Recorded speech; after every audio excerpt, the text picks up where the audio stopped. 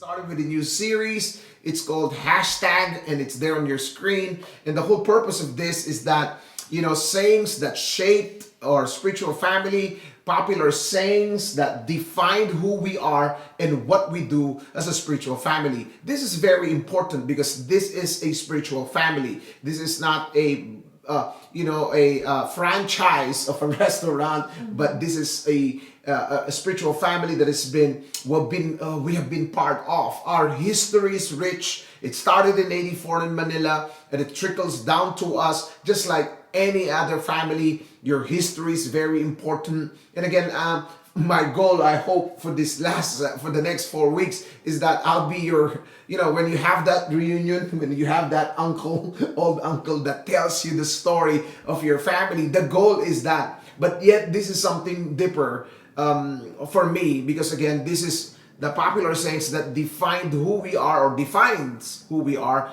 and what we do as a spiritual family. And again, it's hashtag is because we're getting it from the meaning of the hashtag in this digital world now, or the social media world. Hashtag is used to cut through digital clutter, and for us to have the information that we really want, we're searching in the social media. So, and again, taking from that, the goal then is to cut through the spiritual clutter and once again focus on who we are and what God had called us to do. Sometimes, if we have been together for quite some time and we're doing what God had called us to do, sometimes we could get off tangent or off track. The goal of this is to go back again. Hence, the word of the Lord for us this year was foundation, to go back again to this, the heart of what we do as a ministry, because it is a family, not a franchise, not for anything else. We are a family, and as a family and as a community that God had called to do and to accomplish together what God had called us to do. Yeah. So Robert, I attended both services, one in San Diego and one in Pasadena. And as we started this hashtag series, I love the message last Sunday. It was so simple, but yet, oh my gosh, the presence and the power of God just moved so powerfully last Sunday. And so it's you cannot manufacture that the presence of the Lord. Yes. And it's something to experience. And I know that some people are watching online, and it's okay. We understand that some people really need to watch online because either they're immunocompromised, they're sick, or something. But I would really encourage you guys, if you can make it to the in-person Sunday worship services. I'm telling you, the presence of the Lord is just moving tremendously week in, week out. It's just different every Sunday. I'm not saying this just because I want to say it, just to bring it to church, but it is really tremendous. I was on my knees last Sunday in San Diego. I was crying to the Lord while you were praying and ministering to people. The presence of God was just so powerful. Yes, and I want to encourage you, if you have not either watched online or attended last Sunday, please go to our YouTube channel and watch that. It's not because I'm the one preaching, please, but watch that, because I believe this is God moving in our midst, reminding us of who we are, because He's going to do great things in our midst. Yes. And in spite of what's happening into our church, let's be focused on who we are and what God has called us to do, regardless of what people would say, regardless of whatever is out there. So there is that mandate that we need to hold on and to continue to follow as a spiritual community, because this is God had called us for a purpose. Amen. And that is, Jesus is the first one. As you can see, hashtag Jesus period. This coming Sunday is hashtag one chapter ahead. Next will be hashtag better together, and then hashtag a Bible and a passport. These are 4 sayings, and there are many more that shaped who we are really as a ministry, as a spiritual community. And let's go back to that so that we could be refreshed, we could be reminded. And I believe as we do that, God will refresh us. God will once again empower us to do what He has called us to do. Yeah. So that being said, Jen, I started this last Sunday, and we started with hashtag Jesus period. And the goal is this. And what is that? Jesus has supremacy in everything. So what we're going to read today is in the book of Colossians, and I want you to open your Bible there in Colossians chapter 1. So again, this is one of the epistles, a letter to the church in Colossae. And here's the Apostle Paul. He's the image of the invisible God, the firstborn of all creation. For by him all things were created, things in heaven and on earth, visible and invisible, whether thrones or powers or rulers or authorities. All things were created by him and for him. He is before all things, and in him all things hold together. And he's the head of the body, the church. He's the beginning and the firstborn among the dead, so that in everything he might have the supremacy. Again, last Sunday, Jen, I only read the last verse, which is verse 18. But now, for Wednesday, I wanted to go deeper on this text that the Apostle Paul wrote. So just to give you a background, in his letter to the church in Colossae, the Apostle Paul was addressing some heresy that is going on in the church. So that means there's a false teaching that people are starting to believe and is starting to accept and receive. That's what you call that is creating some problem in the church. The church in Colossae was under attack from false teachers who are denigrating the deity of Jesus Christ. So that means they're not saying that Jesus is God. So they are denigrating that. They were teaching that he was not actually God. Actually, that's what's happening in the church in Colossae. And again, as true in the church of Colossae, as true is it today, watch out for false teachers that comes into the church and sows some thoughts, some ideas, just like this one. It is actually a heresy because we could actually see that they are teaching that Jesus is not God. So, but for this, though Paul had never been to this church. Actually, he's never been to the church in Colossae.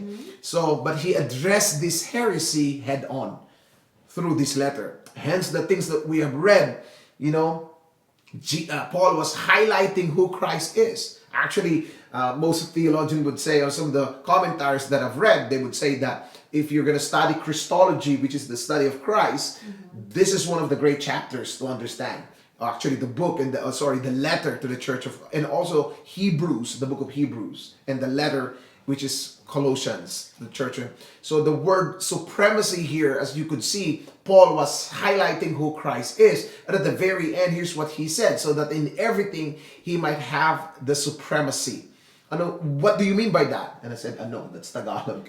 So the supremacy is to speak of what is above. So from the root word supreme, I know some of the, apparels are supreme, t-shirt, and I know Rommel knows this, and Gen Z, they are, shoe collectors and Supremes and stuff. So, but yet it means above or over others. So that means in everything he may have the supremacy, or some translation, if you're reading some of the translation that you have right now, is the word preeminence. So that means, what does it mean? That means Christ is above. Christ is over everyone or everything. It also used to describe, to which is what? Describing what is of great importance, great significance. Okay? Actually, the word here is the word ultimate.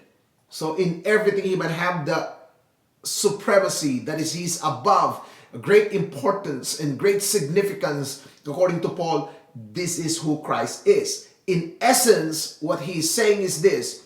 What he's declaring is this: there is none better. There is no one other better than him.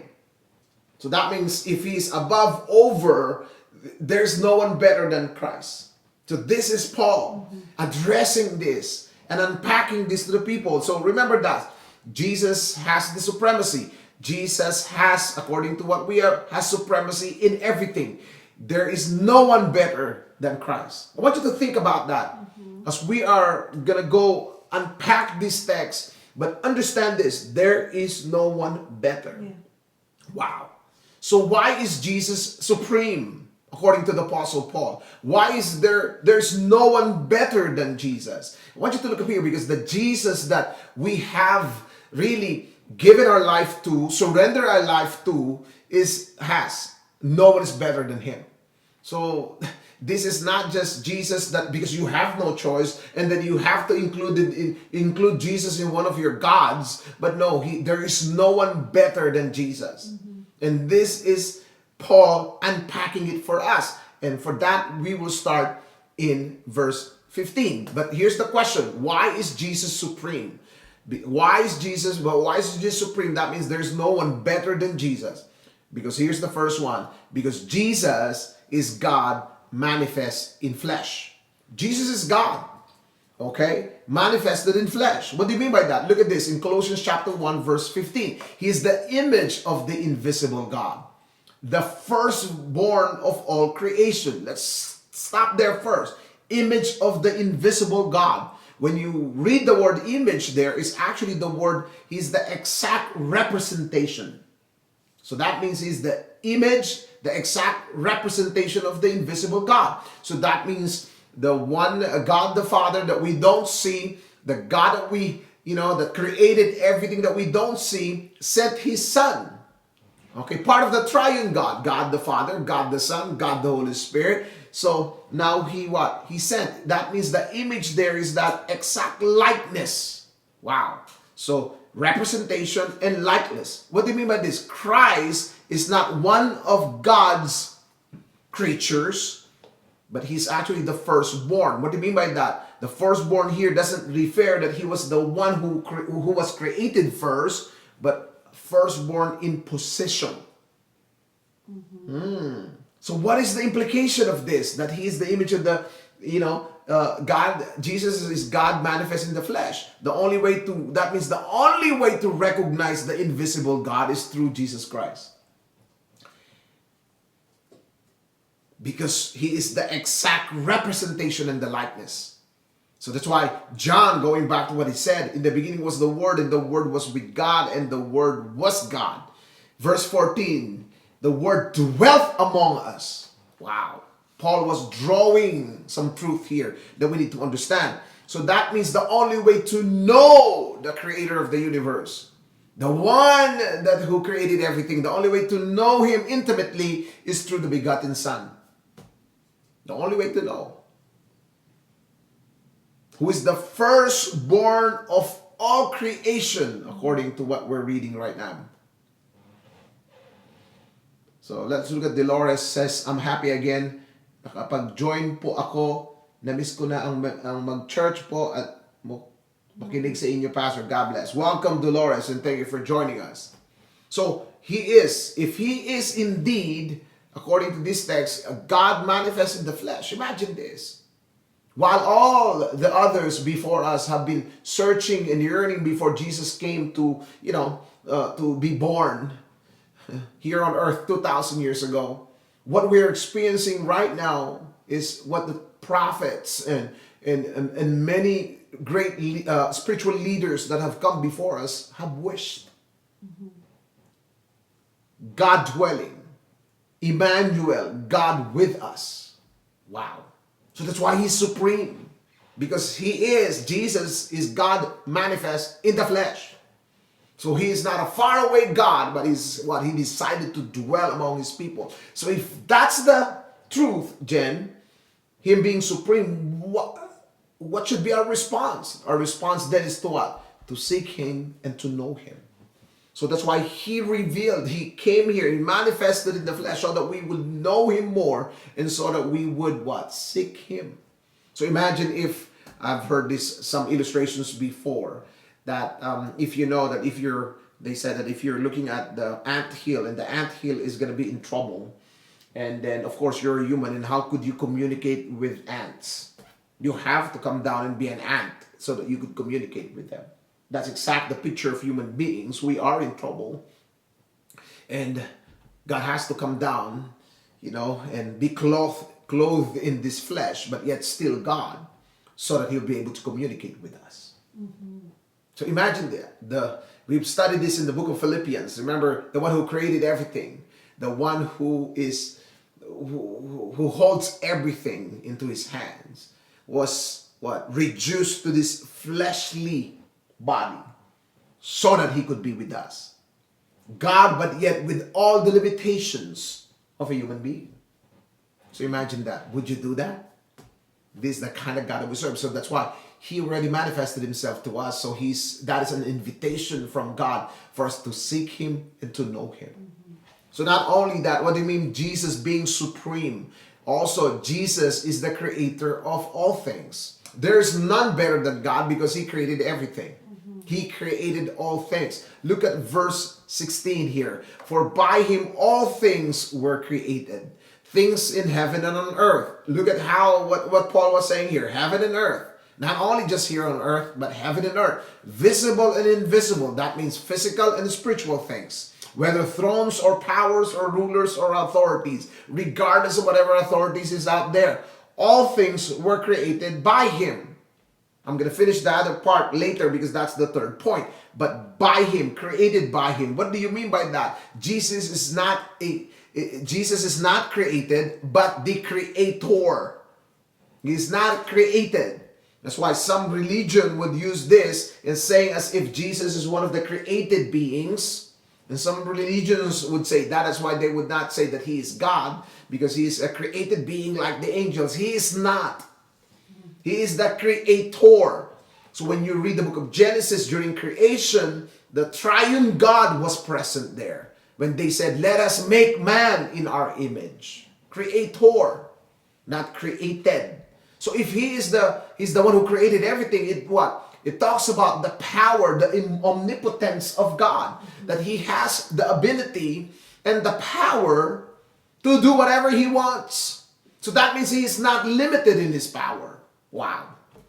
So that's why he is supreme. That's why there's none other like our God. He's almighty. Because nothing like him. Imagine that. What should be our response then, knowing that? So, Jesus period, supremacy, none, no one like him, none like him, no other. Better. Okay. None better. What did I say? There's none better. There's none better. Here's the response. Submit to him. So if he is the creator, then our response should be to submit to the one who created everything, to the most powerful God that exists. I remember that song, there is no God like you. Is that what it is? There is no God like you. There is no God like you. There is no God. Oh, okay, so I'm just trying to. But that's the kind of God that we serve. Powerful God. That's why when he saved the Israelites, he displayed his power. No other God could stop him. Wow. That's why Jesus period. Amen? Next, everything was made for Jesus. Because you look at that statement at the very end, same verse in verse 16, and the point is everything was made for Jesus. Look at this. For all things were created by him and for him. Interesting, isn't it? Not only was Jesus active in creation, or he's the one who created everything, but everything was made for him. Very important, the distinction here. Created everything, but yet everything was made for him. So everything that exists, according to the Apostle Paul, if you go back to the verse, okay? If you go back to the verse, and here's what it says. For all things were created in things in heaven, on earth, visible and invisible, according to here. Every thrones, powers, rulers were created, according to the text, for him. It was made for Jesus. Wow. So that means that the goal of creation then, if everything was made for him, is to glorify him. So that's why our response is to what? To glorify and please God. Creation exists for his glory. Let me say that again. Creation exists for God's glory. That means everything that Paul mentioned, heavens, thrones, visible, invisible, because it was made for him, creation exists for God's glory. So our goal then is for us to be able to please him in our action, in our words, in our attitudes. Everything is because, again, Jesus, period. It's not Jesus, comma. It's not Jesus, question mark, Jesus, but period. Because at the end, if everything was made for him, then our response is to glorify and please him. Let me ask you this: when you look at your life, is it a life that honors and glorifies him? If not, then not Jesus, period. Is not. It's Jesus, question mark, Jesus. And here's something that I like, and as I move on to number 4 and last 2 here, is that Jesus holds everything together. Wow. I love this. This is one of my verses that I like here. Because look at in verse 17. He is before all things, and in him all things hold together. Wow. Wow. And the NLT version of that, and the New International Reader's version rather, is this: before anything was created, he was already there. That means he's eternal. And he holds everything together. Not only that he created all things, he also is the reason all things continue to exist. He is the reason that all things continue to exist. The word here, that he holds everything together, that means he is involved with what's happening around us. He is the one that sustains all this creation. He's the one holding everything. So God is in control here. You look at it here, you look at the sovereignty of God. Sovereignty of God. He is sovereign. He is in control because he holds things together. There's nothing that is happening here on earth, here in heaven or earth, visible, invisible, powers, rulers, without God knowing it and without God letting it happen. Because according to Paul, he holds everything together. Have you been in a place wherein things are so difficult, you're so stressed, and then you are reminding yourself, what was that? Hold yourself together. Hold yourself together. That means compose yourself. I want you to look up here. Jesus is never panicking. Because if he's the one who created everything, then he holds everything. He's the one who sustains everything. He is directly involved. I want to challenge you today. Maybe you're going through some difficulty. Maybe you're going through some challenges in life. Jesus holds everything together. So maybe you don't understand what's going on. There's some things that is happening in our church that I don't understand, to be honest. But it doesn't mean that Jesus is not in control. He is in control because he holds everything together.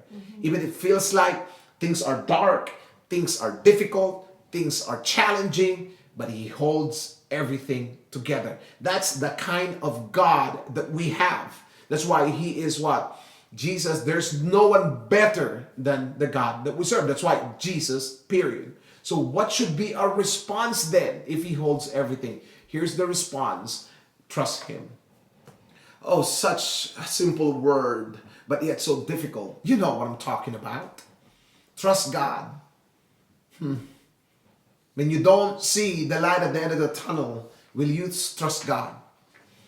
Come on now. This is what we're talking about, because trust and faith goes hand in hand. Look at what happened when God called Moses. Trust God and put his faith in him. Abraham, leave your country, leave your mother and father and go to the land that I will show you. What? Because he holds everything together. Trust God. I mean, you look at Moses taking the Israelites out and going to the promised land. He doesn't have a plan. God has the plan. Trust him. But why? Because he holds everything together. Shadrach, Meshach, and Abednego, Daniel in the lion's den. Trust God. It looks bleak, it looks dark, but he holds everything together. Any comment, Jen? As I know you're processing this. So there's a lot. There's a lot. That's why I'm trying to finish this, and then we could have some few. But if you got some few comments, please put it here and I'll read some. But this is why it is important for us to understand. Go to this Colossians 1, right? 15 to 18. Read that over and over. If you're discouraged, if things are not doing well in your life, read this. Because this is Jesus and there is no one better than him. Woo. And here's the last one in the verse that we read. Jesus is the head of the church. Wow. I love this, as you can see, because I'm a pastor. He is the head of the church.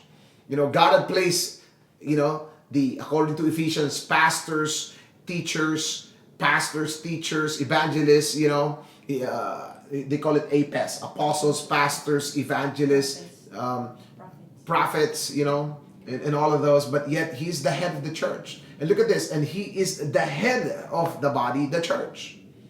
He's the beginning and the firstborn among the dead, and so that in everything he might have the supremacy. What do you mean by this? If he's the head of the church, according to Paul, when you look at the word head here, that means he's the source, the origin, the leader, the source of life, the origin of life, the leader, the ruler of the church. Not what other people would say. That's why Jesus said, I will build my church. This is very important because he said, I will build my church, because he is the head of the church, not people. Yeah. But yet God put leaders in the church. Apostles, prophets, evangelists, teachers, pastors, the shepherd there. To what? To be a blessing, the fivefold ministry, to be the blessing and to lead as Christ lead the church. That is together with that. We just cannot say that, I just wanted to do whatever I want to do. So as I am the pastor, believe it or not, here's what's going to happen in the end times. I'm going to give an account to how I have led this spiritual community. So if I have not led well, don't worry. It's going to be exposed in the future. That's why I lead this ministry. I lead this community with fear of God, with the fear of God in my heart. And what should be our response if he is the head? As we have talked about this, and we are the body. And that preaching about, during the signed up, that we need to be connected. And therefore, what we should do is this. Response is to obey. If he is the head, and then we are the body, guess what? Who thinks for this body? It's the head. So what do we need to do is to follow. We cannot say, oh, the head says, we're going to go into this direction. And the hand would say, no, I don't want to go there. I don't want to go there. Or the leg would say, no, I don't want to go there. I'm going to this direction. We can't do that. Mm-hmm. He is the head. And we are connected to this head, and the head make that decision. Obey. This is very important. You could see, Jen, this is why Jesus is supreme. Why is he supreme? Because of this. And there's no one better. No one better than the God that you gave and surrendered your life. Mm-hmm. Yeah. It's a lot. Yeah. I just want to say, I was waiting for you to finish all of these things, because in my head I was like, wow, this is just verse 15, 16, 17, 18. 4 verses. And normally when I read, and thank you for going back to this verse. I know yes. I just passed by it very quickly last Sunday. But just you dissecting these 4 verses for me gives it, helps me understand it more, because I just read it, and to be honest with you, I read it quickly, and I don't really understand, what these words mean. And I can't imagine that these 4 verses has actually described Jesus as being the supreme, and I don't understand what does supremacy of Christ. Exactly. I hear that all the time, supremacy of Christ, but just you going through these verses one by one helps me understand, wow, okay, yeah, I know all of these things, but all of them condensed in 4 verses. It's so nice, because now I'm encouraged to memorize these verses, because it is super powerful. It is powerful. One of the best, words that Paul wrote to describe who Christ is. Yeah. So this is jam-packed actually, and it's, as you could see, it's so deep. Yeah, and I think in any season of our lives, whatever we go through, yes, it actually so applies. Comforting. Yeah, it applies, and it's so comforting, and just like, if I'm gonna go through it one by one, I just love it, and I love that you added a response to it, because after knowing it, then there has to be an equal response. Exactly. After we've known who Christ is and why why Jesus is actually the greatest of all. There is no one like, we sing that all the time. Above, like yes, what we have there's mentioned. no one like you. No one like no you. No one greater than you. There is no one like you. There is no one like you. Mm-hmm. And also like there is none like you. There is none like you. No one else could touch my heart like you do. Because of that. Yeah, exactly. Yeah. So we are singing that song those songs, But yet we don't know. Understand. Yes. And I love that you broke it down in 5 short, things for us to understand and remember that God, just to summarize it, Jesus is God manifested in the flesh, which means He made Himself known to us because He wants to be known. And so He's revealing Himself. Yes. And just why we're praying, Lord, reveal yourself. He's more than willing. He's more than willing. Yes, for, we have for a God who's Him. more than willing to make Himself known. Yes. And so that's why our response should be, He already revealed Himself, so let's just seek Him. Let's know Him. Let's come to Him to know Him. And so that's so good. And then when you move to point number 2, when you said Jesus is the creator of all things, it was so, you can actually just go through it quickly because it's just 3 words. All things were created by Him. By Him, yeah. And you just quickly, and the difference is just one word, by.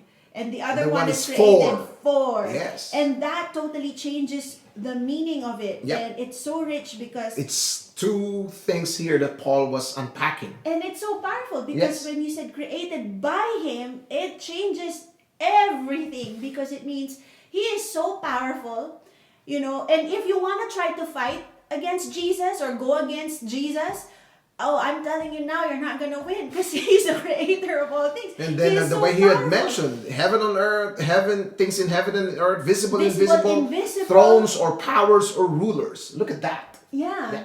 I mean, that's just mind-blowing. And so if He created all things and He is that powerful, then, our response should be to submit to Him. Mm-hmm. I like what Bonnie said. And Bonnie says, that is why it's very clear in the Bible that we have to fix our eyes to Him and to Him alone. Yeah. Mm-hmm. And not only that, that's now we understand why God demands that we worship Him. Yeah. That we surrender things to everything to Him. And again, going back to what you said, if then everything was made for Jesus, if creation exists to give Him glory, so now that is our responsibility and response as well.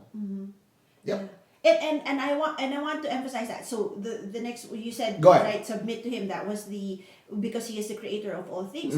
But when we changed it to created for Him, then that makes it clear that that everything is created for His pleasure, for Him and so that connects to us as the created beings. We are part of that. Yes. Then it means that our purpose is to really honor to bring Him glory. Yes. Bottom line, honor God. That's what we say. Honor God, make disciples. Everything that we do is for His glory and for His honor. In other words, if we are not bringing Him glory, then we are not fulfilling our purpose. Exactly. Because everything is created for Him and for His glory. And then the next one you said, hold all things together. This is one of my favorite actually. All everything is so good. Everything's powerful. I did it so quick, but we could actually do a series on this to be honest. But yet here's the another one. Jesus holds everything together. I'm just having this picture, Jen, on my head that when you're holding everything, but yet when I picture myself doing that, I'm trying to spin all the plates, right? Hold everything, but not God. He's not stressed doing that. It's like, remember that everything is at the palm of His hand. I remember this song. He has the whole world in His hands. He's got the whole world in His, literally. Yeah. And just having that thought and that idea that, just the image that Jesus is holding all things together. Oh, that's just so freeing. That's the feeling that I got because I don't have to hold everything together. Yes. And some of us, that's why Peter said, 1 Peter 5:7, cast all your cares, cast all your anxiety to Him because He cares for you. Because we are not designed to carry stress, to carry everything. Or to control and to control anything. When He holds everything, that means He controls everything. Yeah. And for those who are control freaks, this is a good verse for you to memorize. It is very freeing because just knowing that Jesus holds everything together, He is in control of everything. then all I need to do is just trust Jesus. That's why the response is trust Him. Trust Him. Just relax. You don't have. You just have to trust the one who is in control. When someone's driving the plane, or flying, not driving, flying the plane, you don't go to the cockpit and you don't say, "Hey, are you doing your job right? Can I do? Do you need my help? I think I need to be the one steering or clicking the buttons there." You don't, because you trust the pilot, right? And so, in a sense, we just gotta trust. But we don't. That's a problem, is that we always want to be in control. Exactly. Control over our marriage, controlling our spouse, controlling our kids, what's happening to them. I'm not saying don't be concerned. There's a difference between being concerned and controlling. Yeah. So concern is that you care for them, and here's what you do. You pray.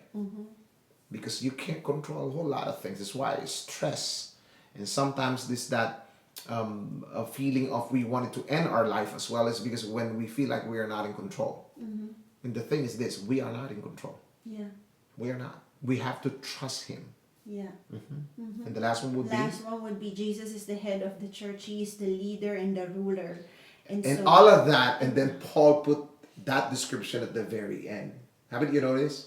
Because why? Because the church, if you read your Bible, is that manifestation of a community that God, ecclesia, that God will call, that He has gathered for Him to be able to fulfill, the purpose that He has here on earth is through the church. But yet, according to Him, what? But He's the head. Look at this. The firstborn, that means the first right. Firstborn always has the right. First rights. From among the dead. What do you mean by that? From among the dead, because we're dead to our sin. But yet He's the first one that is given His life. Yeah. And He is the head and the ruler. And I like the response that we should really just, let's trust His leadership. Exactly. Sometimes we don't trust, after everything else, right? After all the descriptions that we have heard, that at the end of the day, when God says, "Oh, I'm your leader," then I mean, like, come on, like, why won't you obey Him? I'm the creator, I'm everything, I'm all this, after then He I made am... Himself known, after He said that, hey, I've created everything, I'm all powerful, and then He said, hey, I hold everything in my hands, and everything were created for me. And then all of a sudden says, I'm leading you. And what should be our response? Obey. Just obey Him. And But sometimes so easy to say, and sometimes now just looking at it, oh my gosh, Lord, this is just so powerful. And so I hope these words encourage us today. That's why we say #Jesus period. It's what it is. This is what it is. There's no one better. Yeah. Why is Jesus supreme? Because of everything we've talked about today. How about you? So how are you reflecting on this? So when you look at your life, is there anything in your life that maybe, because all of this applies in different situations of our lives. Yes. So knowing Him, maybe the first one is that, are you seeking the Lord? Are you really, as God is revealing Himself to us, already revealed Himself to us, there is that desire to know Him. Or just like what I mentioned Sunday, we don't want to know Him anymore because we have become familiar with the things, religious activities, religious things that we do. And second is that created all things. That means powerful. Jesus is omnipotent. Yeah. The power and the ability. So what situation that you are in right now that you need to see the power of God move? He could move mountains, Next also is this, that number 3 is that, is there anything, any area of your life that is not pleasing to Him? Because at the end of the day, if everything was created for Him, or creation exists for His glory, then is there anything that is in your life that is not pleasing? Then we should give it to Him. Submit. And also, He holds everything. What are the things in your life right now that you feel like it's out of control?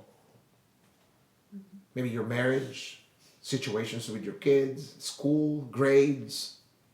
I don't know. But here's what it is. Trust Him. When God calls you and you don't understand, you need to trust and you need to put your faith in Him. And the last one is this, one of the most beautiful things, that He is the head of the church. He knows what He's doing. And when I look at our church, God is the one who's building His church, not people. God is. Yeah. God is.